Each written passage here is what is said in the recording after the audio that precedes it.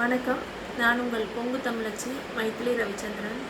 நான் இந்த பதிவு எதுக்காக போடுறேன் அப்படின்னா, கடந்த 2 தினங்களுக்கு முன்னாடி நம்ம கேள்விப்பட்டிருப்போம். சில பேர் கேள்விப்படாமல் இருக்கிற ஒரு விஷயம் தானுங்க.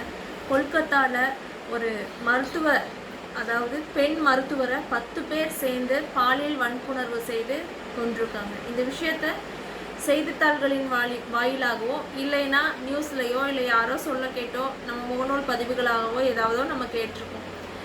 என்ன கேட்டு என்ன புண்ணியம், எதை சொல்கிறதுன்னு எனக்கு தெரியல. ஒவ்வொரு வருடமும் ஒவ்வொரு மாதமும் ஒவ்வொரு வாரமும் தினமும் இந்த மாதிரி நடந்துட்டு தானங்க இருக்குது. எத்தனை பதிவுகளை நம்ம பார்த்தாச்சு, எத்தனை பதிவுகளை கேட்டாச்சு. இருந்தும் நம்ம என்ன பண்ணுறோம், ஒரு மன வருத்தம் தான். சரி விடுங்க, நான் இதை பற்றி பேசியும் எதுவும் மாற போகிறதில்ல. பூனைக்கு மணி கட்டுறது யாருங்கிற கதை தான். அதை எல்லாத்தையும் தாண்டி நான் என்ன சொல்ல விரும்புகிறேன்னா, நடந்து போய் முடிஞ்ச விஷயத்தை பற்றி எதுவும் பேசி நம்ம எதுவும் மாற போகிறதில்ல. இப்போதைக்கு நான் உங்கள் கூட எல்லாத்துக்கும் சொல்கிறது, உங்களுக்கெல்லாம் சொல்கிறது என்னன்னு பார்த்தீங்கன்னா, நம்ம எல்லாத்துக்கும் பெண் குழந்தைகள் இருக்கோ இல்லை இல்லாமல் இருக்கோ, அண்ணனுக்கோ தங்கச்சிக்கோ அக்காக்கோ தம்பிக்கோ சொந்தத்துக்கோ பந்தத்துக்கோ பக்கத்துலேயோ எத்தனையோ பெண் குழந்தைகள் இருக்குதுங்க. அதையத்தான் நம்ம பாதுகாக்க முடியும். இங்கேருந்து கொல்கத்தாவுக்கு போய் நடந்த விஷயத்துக்கு நீதி கேட்க முடியுமானா முடியாது. அதுக்காக நேரமும் நம்மக்கிட்ட கிடையாது.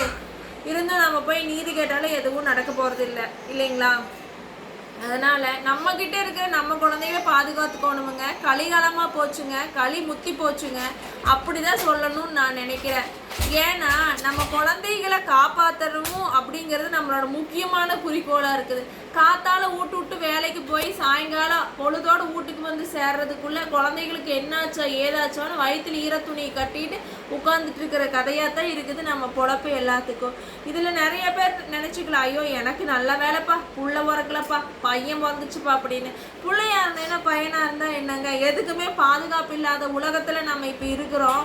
நாளுக்கு நாள் இந்த கொடுமையும் இந்த பாலியல் வன்புணர்வும் குழந்தைகிட்ட அதிகமாகிட்டு தாங்க போகுது.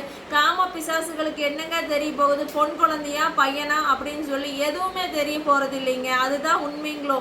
எல்லாரும் நல்லா தெரிஞ்சுக்கோங்க, நம்ம குழந்தைகளை பாதுகாக்க வேண்டியது நம்மளோட கடமை. குழந்தைகளுக்கு சொல்லி கொடுங்க, என்ன நடந்தாலும் முதல் அப்பா அம்மா கிட்ட சொல்லணும் அப்படிங்கிற விஷயத்த ஆணித்தரமாக குழந்தைகளோட மனசில் ஊட்டி வைங்க. டெய்லியும் குழந்தைங்க கூட ஒரு 10 நிமிஷம் ஸ்பெண்ட் பண்ணி என்ன நடந்துச்சு அப்படிங்கிறத கேட்டு தெரிஞ்சுக்கோங்க, முதல் விஷயம்.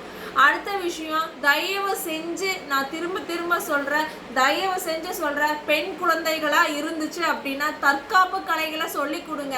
கராத்தே, நிறைய தற்காப்பு கலைகள் இருக்குது. அந்த மாதிரி தற்காப்பு கலைகளை குழந்தைகளுக்கு சொல்லி கொடுங்க, பெண் குழந்தைகளுக்கு சொல்லி கொடுங்க.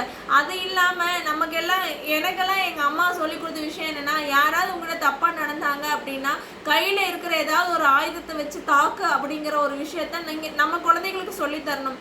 தயவு செஞ்ச இந்த விஷயத்த நம்ம குழந்தைகளுக்கு சொல்லி கொடுங்க. அவங்களே காப்பாற்றிக்கணும். முதல்ல அந்த விஷயம் அவங்களுக்கு தெரியணும். மனம் வருந்தி இந்த பதிவை நான் போடுறேன். நான் எவ்வளவோ பெண் பிள்ளைகள் இந்த மாதிரி பாலியல் வன்புணர்வு ஆகும்போது ஒவ்வொரு விஷயத்தையும் நான் நிறைய என்னோட பதிவாக போட்டிருக்கேன். இதுதான் இப்பவும் சொல்கிறேன், படித்த ஒரு பெண், அதாவது படித்து மருத்துவர் பட்டம் வாங்கின ஒரு பெண்ணுக்கே இந்த நிலைமை, அந்த பெண்ணாலேயே அவங்கள தற்காத்து கொண்டு காப்பாற்றிக்க கொள்ள முடியல அப்படிங்கிறது ரொம்ப வருத்தமான விஷயம் இல்லைங்களா? தயவு செஞ்சு உறவுகளை, அண்ணன் தம்பிகள், அக்கா தங்கைகள், உறவுகள் எல்லாருக்குமே சொல்கிறேன், நம்மளோட பெண் பிள்ளைகளை காப்பாற்றுறது நம்மளோட கையில் தான் இருக்குது.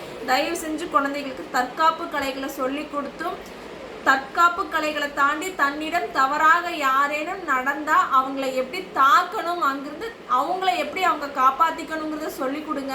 இது என்னோட சிறிய வேண்டுகோள், முக்கியமான வேண்டுகோள். நன்றி உறவுகளை. இப்படிக்கு உங்கள் பொங்கு தமிழச்சி.